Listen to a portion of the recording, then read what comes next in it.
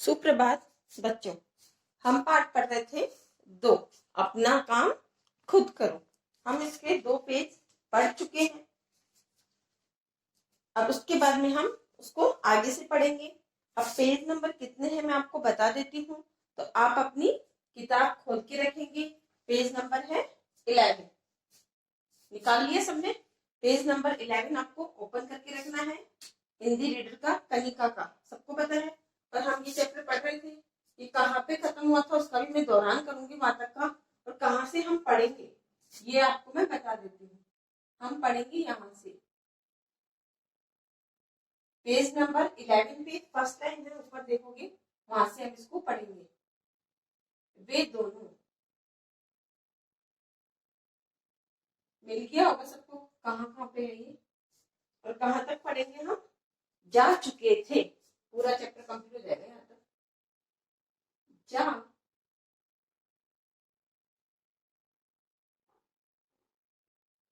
चुके थे, यहाँ तक हम इसको पढ़ेंगे। उससे पहले मैं आपको इस चैप्टर का दोहरान करवा देती हूँ, जिससे कि आपको याद आ जाए कि हम कहाँ पर पढ़ रहे थे। दोहरान करवाऊंगी तो मैं थोड़ा सा जल्दी पढ़ूंगी, क्योंकि ये हमारा पाठ पहले से पढ़ा हुआ है। कहीं गेहूं का एक खेत था। उस खेत में एक चिड़िया अपने 3 बच्चों के साथ रहती थी। खेत में गेहूं के पौधे काफी बड़े हो गए थे, इसलिए चिड़िया और उसके बच्चों को कोई देख नहीं सकता था। जब चिड़िया दाना लेने के लिए बाहर जाती, तो तीनों बच्चे खेत में बने घोंसले में आराम से खेलते और नाचते गाते रहते। इसी तरह कुछ दिन बीत गए। गेहूं के पौधे भी पहले से बड़े हो गए, चिड़िया के बच्चे भी थोड़े बड़े हो गए, लेकिन वे इतने बड़े नहीं हुए कि उड़कर कहीं जा सके। एक दिन चिड़िया दाना लेने के लिए बाहर गई हुई थी। बच्चे आपस में खेल रहे थे। तभी उन्होंने देखा कि किसान और उसका बेटा बातें करते हुए उधर आ रहे हैं। चिड़िया का एक बच्चा बोला, चींची चींची, देखो उधर देखो, कोई उधर इधर ही चला आ रहा है। दूसरा बच्चा बोला, चुप रहो, आवाज सुनकर वे हमें देख लेंगे और मार देंगे। तीनों बच्चे एकदम चुप हो गए। अब तीनों किसान और उसके बेटे की बातें सुनने लगे। किसान ने अपने बेटे से कहा, बेटा अब गेहूं पकने लगे हैं, हम 2-3 दिन में इन्हें कटवा लेंगे। फिर किसान ने एक पौधा अपने बेटे को दिखाते हुए कहा, इस पौधे को ध्यान से देखो, जब सब पौधे इस रंग के हो जाएंगे तो समझ लेना चाहिए कि ये पक गए हैं। 2-3 दिन में सारे पौधे इस रंग के हो जाएंगे। फिर हम अपने पड़ोसियों को कहकर इन्हें कटवा लेंगे। किसान की बात सुनकर चिड़िया के बच्चे बहुत डर गए। उन्होंने सोचा कि गेहूं के कटने के बाद वे खेत में नहीं रह पाएंगे। कुछ देर बाद चिड़िया लौट आई। सब बच्चे एक साथ चिल्लाए, ची ची ची ची। एक बोला, माँ यहाँ से दूसरी जगह चलो। दूसरा बोला, हाँ माँ दूसरी जगह चलो, यहाँ हमारी जान को खतरा है। तीसरे ने कहा, माँ मुझे बहुत डर लग रहा है। चिड़िया ने प्यार से पूछा, क्या बात हुई बच्चों, तुम इतने डरे हुए क्यों हो? तो हमने यहाँ तक इसको पढ़ लिया था इसका, और एक पेज और पढ़ा था हमने, वो भी मैं आपको इसका दोहरान कर देती हूँ। एक बच्चे ने जवाब दिया, तुम्हारे आने से कुछ देर पहले इस खेत का मालिक और उसका बेटा आए थे। खेत का मालिक अपने बेटे से कह रहा था कि मैं 2-3 दिन में गेहूं कटवाऊंगा। दूसरा बच्चा बोला, माँ वह अपने पड़ोसियों से गेहूं कटवाएगा। चिड़िया ने पूछा, क्या वह कह रहा था कि वह अपने पड़ोसियों से गेहूं कटवाएगा? तीसरे बच्चे ने कहा, हाँ माँ वह ऐसा ही कह रहा था। यह सुनकर चिड़िया ने आराम की सांस ली और वह बोली, तुम चिंता मत करो, उसके पड़ोसी गेहूं काटने नहीं आएंगे, हम लोग यहीं रहेंगे। वही हुआ जो चिड़िया ने कहा था। 3 दिन बीत गए, लेकिन गेहूं काटने कोई नहीं आया। अगले दिन जब चिड़िया दाने की खोज में गई हुई थी, किसान और उसका बेटा फिर खेत पर आए। किसान ने अपने बेटे से कहा, बेटा गेहूं तो अब पूरी तरह पक गए हैं, लेकिन हमारे पड़ोसी इन्हें काटने नहीं आएंगे। इन्हें काटने के लिए मैं अपने भाइयों को भेजूंगा। आओ अब चले। इससे आगे से हम पढ़ेंगे। वे दोनों चले गए। वे दोनों कौन दोनों? वे दोनों कौन थे? किसान और उसका बेटा। चिड़िया के बच्चे उनकी सारी बातें सुन रहे थे। जो चिड़िया के बच्चे थे ना, घोंसले में रह रहे थे, वो उनकी किनकी? किसान की और उसके बेटे की सारी बातें सुन रहे थे। जब शाम को चिड़िया लौट कर आई, शाम को चिड़िया दाना लेने के लिए गई हुई थी ना, तो वो चिड़िया जब लौट कर आई तो उन्होंने उसे सारी बातें बताई। उन्होंने किन्होंने? चिड़िया के बच्चों ने। चिड़िया ने कहा, बच्चों तुम डरो मत, उसके भाई भी गेहूं काटने नहीं आएंगे। वे कह देंगे हमारे पास अपने बहुत से काम है। चिड़िया समझ गई थी कि अपना काम हमें खुद को ही करना चाहिए। अब वो पहले अपने पड़ोसियों को बुलवा रहा था, अब अपने वो भाई को बुला रहा है, तो वो कोई भी नहीं आएगा। सब अपने अपने काम करते हैं, कोई किसी के काम करने नहीं आएगा। वही हुआ। अगले दिन गेहूं काटने कोई नहीं आया। शाम को किसान और उसका बेटा खेत पर आए। शाम तक जब कोई भी गेहूं की फसल काटने नहीं आया, तो शाम को वापस किसान और उसका बेटा खेत पर आए। किसान ने बड़े दुखी स्वर में कहा, स्वर मानी आवाज में कहा, बेटा मेरा भाई भी गेहूं काटने मेरे भाई भी गेहूं काटने नहीं आए। अब हमें ये गेहूं खुद ही पड़ काटने पड़ेंगे। अब उसने क्या बोला किसान ने कि मैंने तो सबको बुला लिया, पड़ोसियों को बुला लिया, भाइयों को बुला लिया, लेकिन गेहूं काटने कोई नहीं आ रहा है, तो ये गेहूं तो हमें खुद को ही काटने पड़ेंगे। कल हम खुद इन्हें काटेंगे। शाम को जब चिड़िया आई, तो बच्चों ने उसे उस दिन की बात भी बताई। जैसे रोज की बात बताते थे बच्चे, वैसे ही उन्होंने उस दिन की भी बात बताई। चिड़िया ने कहा, किसान कल गेहूं काटने जरूर आएगा। अब चिड़िया को पता चल गया था कि जब वो कह रहा है कि मैं खुद काटने आऊंगा, तो इसका मतलब वो जरूर से आएगा।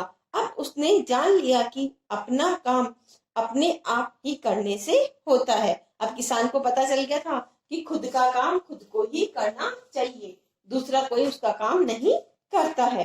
अब हमें यहाँ से कहीं दूर चले जाना चाहिए। चिड़िया ने कहा कि अब हमें यहाँ से कहीं दूर चले जाना चाहिए। तुम सब भी अब उड़ सकते हो, कल दिन निकलते ही हम यहाँ से दूर निकल जाएंगे। चिड़िया ने अपने बच्चों से बोला, अब तुम भी थोड़े बड़े हो गए हो, अब तुम भी उड़ सकते हो। अगले दिन किसान और उसका बेटा खुद गेहूं काटने आए, लेकिन चिड़िया और उसके बच्चे उनके आने से पहले ही वहां से उड़कर दूर जा चुके थे। लेकिन चिड़िया और उसके बच्चे थे, वो बच्चे उसके बड़े हो गए थे, तो वो दोनों, जो चिड़िया थी अपने तीनों बच्चों को लेकर कहीं दूर चली गई थी। अब ये इसके मैं आपको शब्दार्थ करवा रही हूँ, इसी पूरे चैप्टर के शब्दार्थ है। आपकी बुक में भी है ये शब्दार्थ।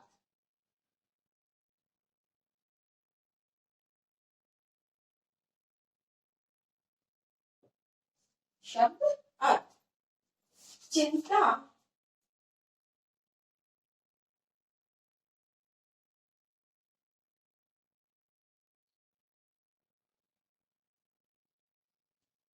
फिक्र,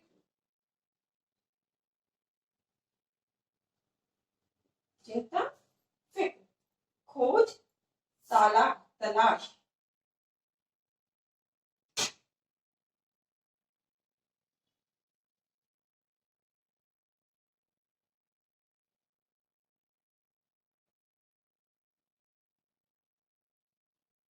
तलाश, किसी को ढूंढते हैं, हो गया खोज। स्वर, आवाज।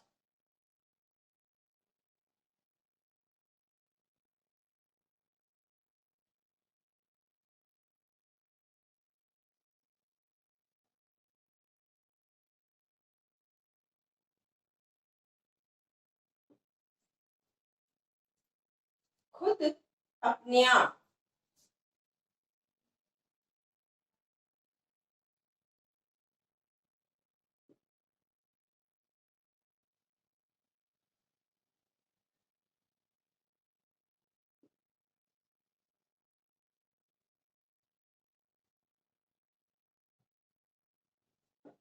पड़ोसियों, पड़ोसी।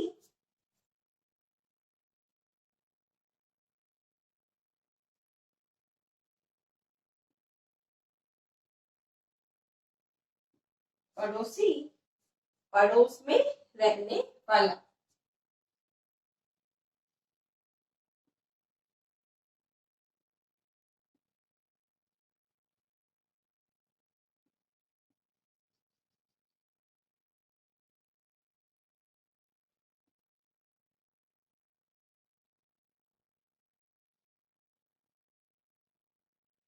पड़ोस में रहने वाला।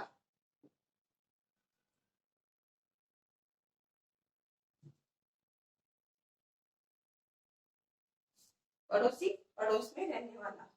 मालिक, स्वामी।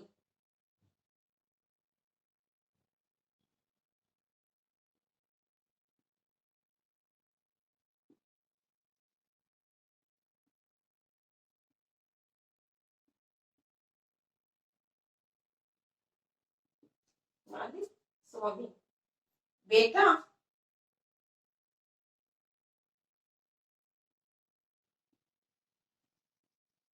पुत्र।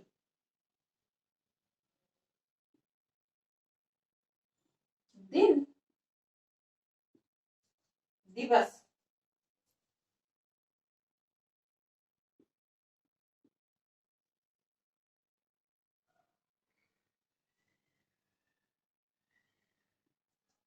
दिन, दिवस। शाम,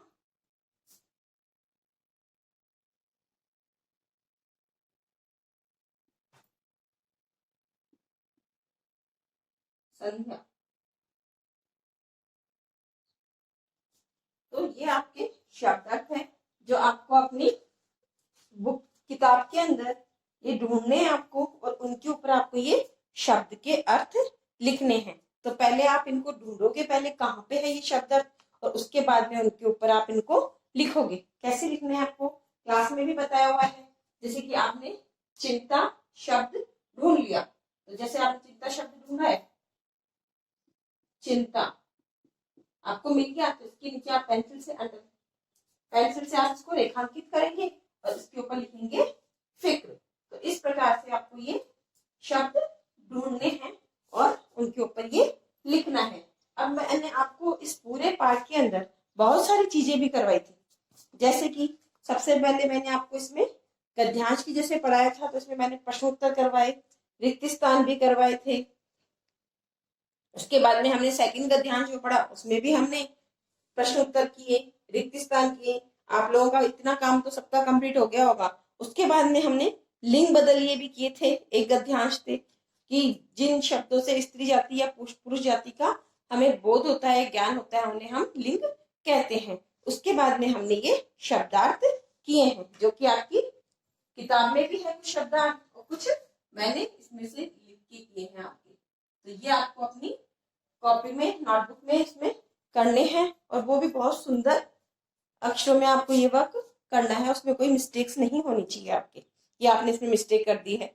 उसके बाद में जब आपके शब्दार्थ कंप्लीट हो जाएंगे कॉपी के अंदर, उसके बाद में आप इसको, जो आपका पाठ है, पाठ संख्या 2, उसमें सारे शब्दार्थ ये लिखोगे। उसके बाद में आपको सही उत्तर के ऊपर सही का निशान लगाइए।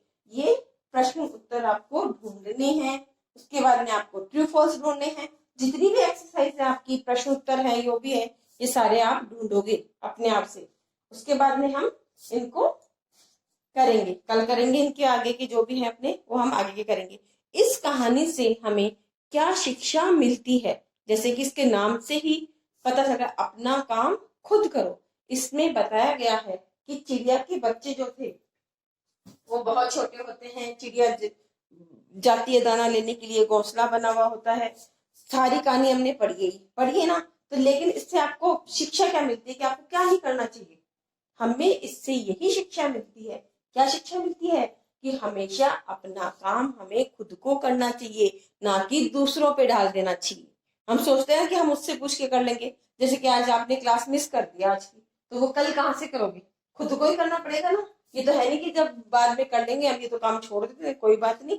लेकिन खुद को काम हमेशा हमें खुद को ही करोगे तो ही वो काम पूरा होता है, नहीं तो वो काम पूरा नहीं होता है। जिस प्रकार से किसान कितनी बार खेत में आया और उसने अपने भाइयों को बुलाया, पड़ोसियों को बुलाया, लेकिन सबने मना कर दिया कि क्योंकि सबके पास अपना अपना काम होता है, तो सबने मना कर दिया। तो इस कहानी से हमें शिक्षा मिलती है कि हमें हमेशा अपना काम खुद को करना चाहिए, ना कि किसी दूसरे पे हमें ये काम सौंपना चाहिए। तो ये आपको पूरा पाठ समझ में आ गया होगा। धन्यवाद।